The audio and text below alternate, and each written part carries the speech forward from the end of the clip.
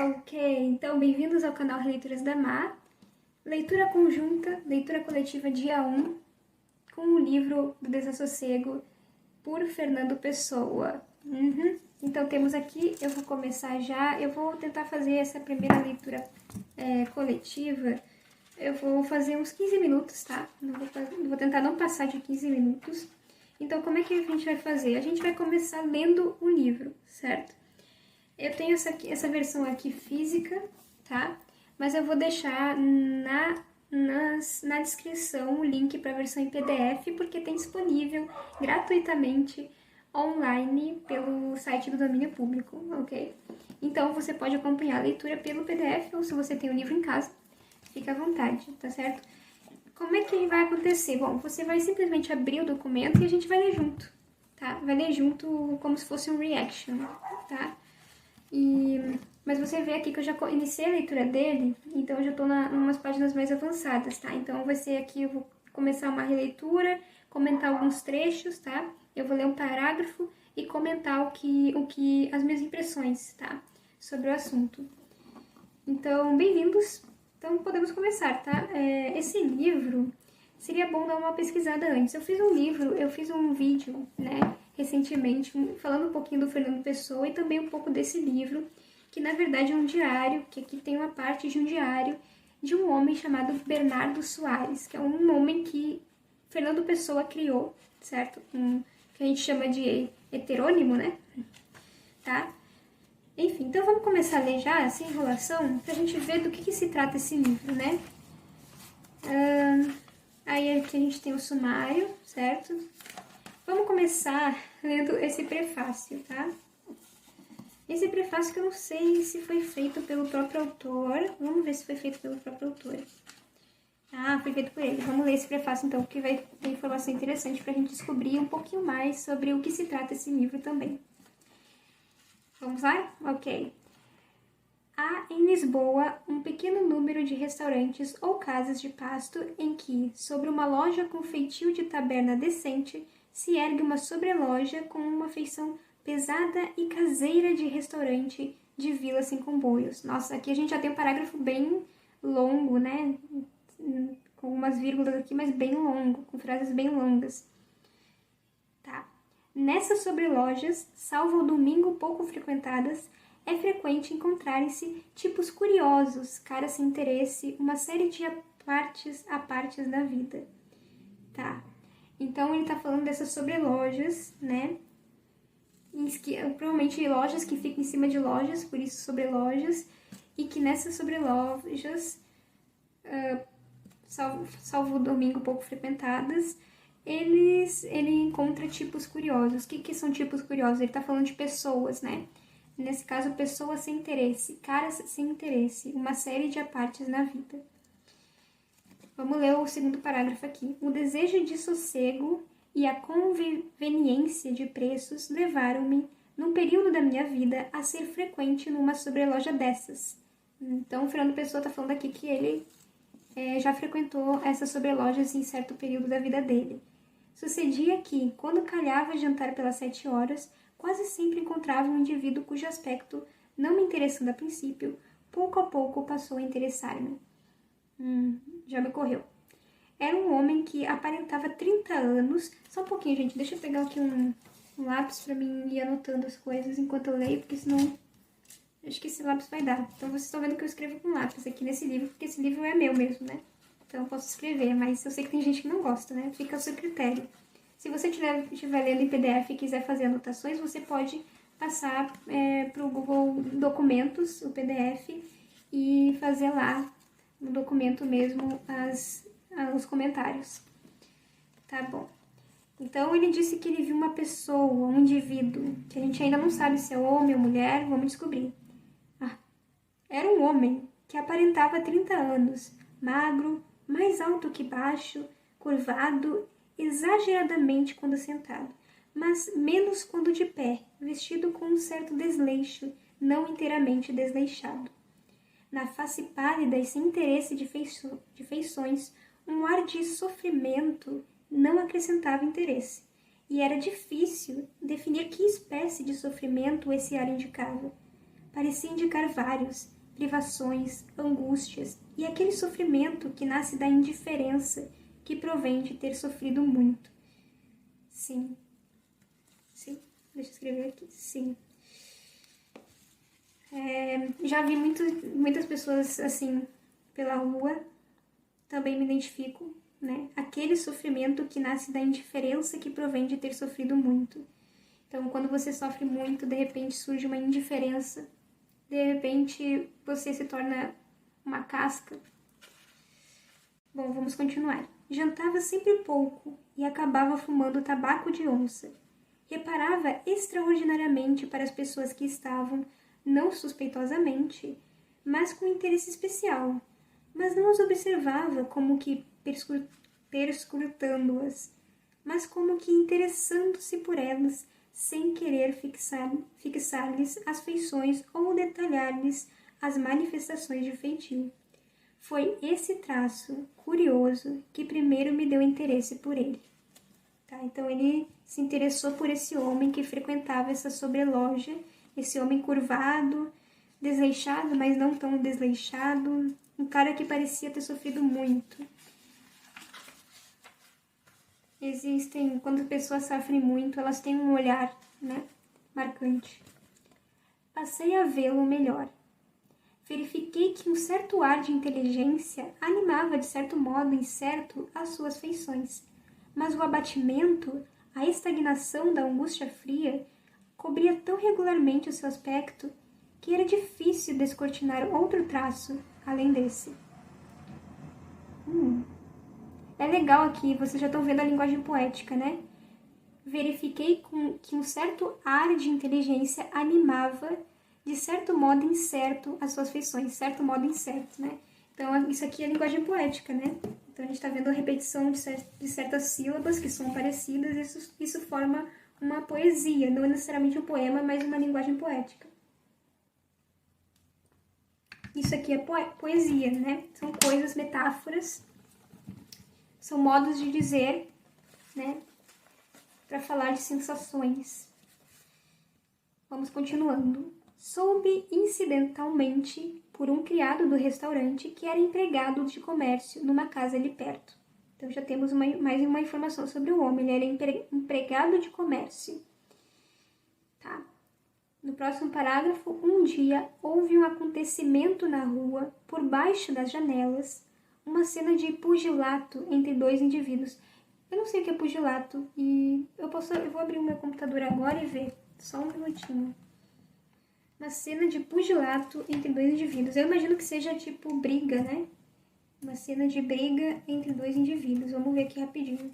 Então, às vezes, a leitura é assim, gente. Às vezes você precisa dar uma googada. Pugilato, definição.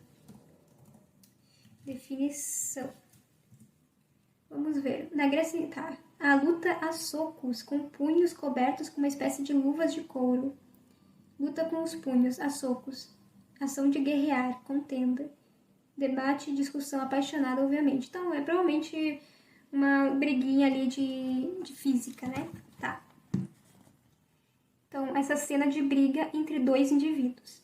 Dois indivíduos estavam brigando. Vamos continuando aqui esse parágrafo. Os que estavam na sobreloja correram às janelas, e eu também, e também o indivíduo de quem falo. Troquei com ele uma frase casual, e ele respondeu no mesmo tom. A sua voz era baixa e trêmula, como a das criaturas que não esperam nada, porque é perfeitamente inútil esperar. Mas era porventura absurdo dar esse relevo ao meu colega vespertino de restaurante. Novamente, linguagem poética. A voz dele era baixa e trêmula, como a das criaturas que não esperam nada. Criaturas, indivíduos, seres que não esperam nada da vida, porque é perfeitamente inútil esperar. Então aqui ele já está colocando mais essa linguagem mais poética, mais uma frase aqui de efeito, porque é perfeitamente inútil esperar. Olha só, como só essa frase dá pra tirar 1001 interpretações, né? Essa interpretação que eu tô dando, isso também é importante de falar, gente. Eu tô fazendo essa leitura coletiva e eu tô dando aqui a minha honesta reação e minha honesta opinião e interpretação sobre as coisas. Só que como um livro, ele não é lido de uma só maneira. Ele pode ser lido de várias maneiras. Então você pode ler essa passagem e se sentir um pouco triste, enquanto outras pessoas podem se sentir um pouco felizes. A interpretação vai depender da experiência de vida de cada um. Eu tenho uma experiência de vida, você do outro lado tem outra experiência de vida, e tá tudo bem. Na verdade é isso que torna uma arte especial, é o fato dela tocar de diferentes maneiras, diferentes pessoas, né? Aqui a minha interpretação não significa que tá mais correta, porque aqui a minha proposta também não é ser uma professora de literatura nem nada do tipo. A minha proposta é simplesmente ler e reagir, tá? Então pode ser sim que eu tenha interpretações erradas, né? Que eventualmente alguém que estude melhor Fernando Pessoa chegue e fale: ah, mas não é essa a interpretação mais correta por causa disso, disso, disso. E tá tudo bem. Na verdade eu aceito. Quanto mais interpretações a gente tiver, melhor. Então me diga o que você interpretou dessa passagem aqui. Escreva nos comentários ou no chat, né? Porque eu vou deixar esse vídeo como estreia. Escreva no chat a sua interpretação dessa frase. A voz dele era baixa e trêmula como a das criaturas que não esperam nada porque é perfeitamente inútil esperar. Eu interpretei como sendo: a vida não vai te dar nada, né? O mundo não te deve nada. Então, pessoas que esperam algo do mundo, que esperam felicidade, dinheiro, riqueza, justiça, é uma espera inútil. Esse indivíduo, esse homem que ele conheceu, ele não espera nada. Parece que ele sofreu tanto que ele já não tem ambições da vida, que ele já não espera essas coisas, porque ele descobriu que é perfeitamente inútil esperar, que a vida não sai como a gente imagina ou como a gente quer. E isso é verdade, né? Isso é verdade. A vida nunca sai como a gente imagina. Vamos continuar para o próximo parágrafo. Não sei por que passamos a cumprimentar-nos desde esse dia. Mano, que fofinho. Eles nunca se falaram na vida, né? Eles só se conheciam assim de olhar. Aí, nesse dia que teve essa briguinha aí, eles assistiram a briga, trocaram umas palavras e depois disso começaram a se cumprimentar. Ai, que legal, mano. Que início de amizade bonita. Ai, tô feliz. Não sei por que passamos a cumprimentar-nos desde esse dia. Um dia qualquer que nos aproximara talvez a circunstância absurda de coincidir virmos ambos jantar às 9h30, entramos numa conversa casual.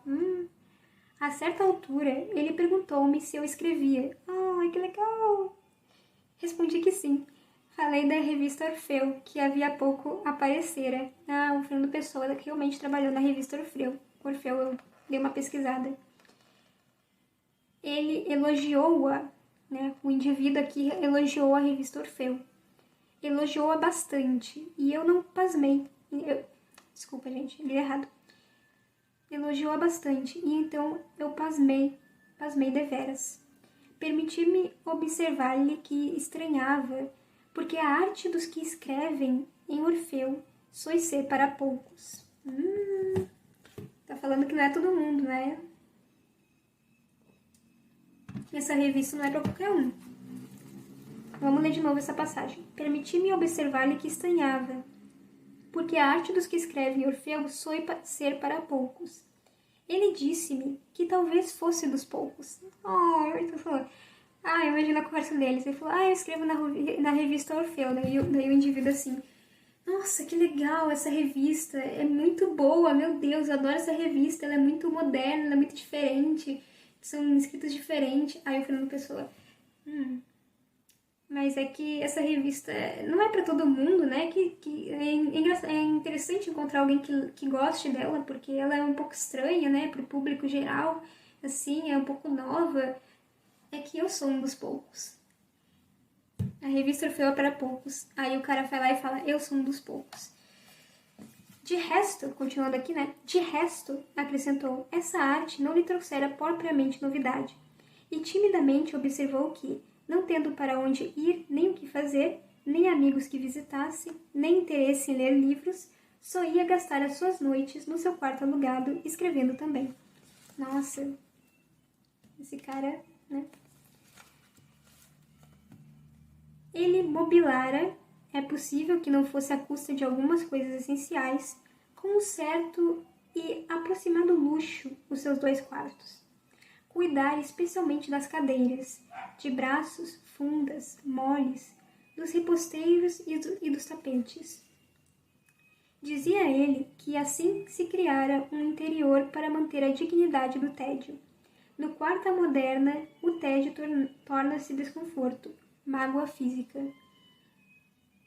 Certo? Então ele vivia sozinho e cuidou de arrumar bem direitinho a casa dele para ele poder viver. Ele vivia no tédio, mas queria viver confortavelmente no tédio. Nada o obrigara nunca a fazer nada. Em criança, passara isoladamente. Aconteceu que nunca passou por nenhum agrupamento. Nunca frequentara um curso. Não pertencera nunca a uma multidão. Dera-se com ele o curioso fenômeno que com tantos, quem se sabe vendo bem se com todos, se dá de as circunstâncias ocasionais da sua vida se ter entalhado a imagem e semelhança da direção dos seus instintos, de inércia todos e de afastamento. Dos seus instintos. Talvez os instintos desse homem seja afastamento. Inércia aqui, gente, significa estático, né? Estar parado. Um ser inerte é um ser parado. Então, é aquele instinto de não vou gastar o mínimo de energia possível. Aqui eu vi que já passou dos 15 minutos, então eu vou pausar a leitura por hoje, tá, gente? Tá bem divertido. Se vocês quiserem mais, comentem, que eu vou fazer mais. E compartilhem com pessoas que queiram ler clássicos, pra gente ler junto e se divertir bastante. Me contem o que vocês acharam dessa primeira parte. A gente ainda não terminou o prefácio, né? Mas até agora tá interessante, né? Ele falou desse cara que ele conheceu e eu acredito que esse cara vai ser o que vai dar influência para ele escrever sobre o Bernardo Soares, mas não sei, né? Talvez no final ele explique isso. A gente já tá se encaminhando pro final do prefácio e aí a gente vai começar de fato o diário de Bernardo Soares e vamos ver os desassossegos desse homem, talvez até desse indivíduo que ele conheceu e que resolveu fazer um personagem, um heterônimo, meio que em homenagem a esse homem, não sei. Vamos ver. Aguardemos cenas dos próximos capítulos. Então, até provavelmente semana que vem vou postar no mesmo horário aqui, tá? Então, vejo vocês na próxima. Falou? Valeu!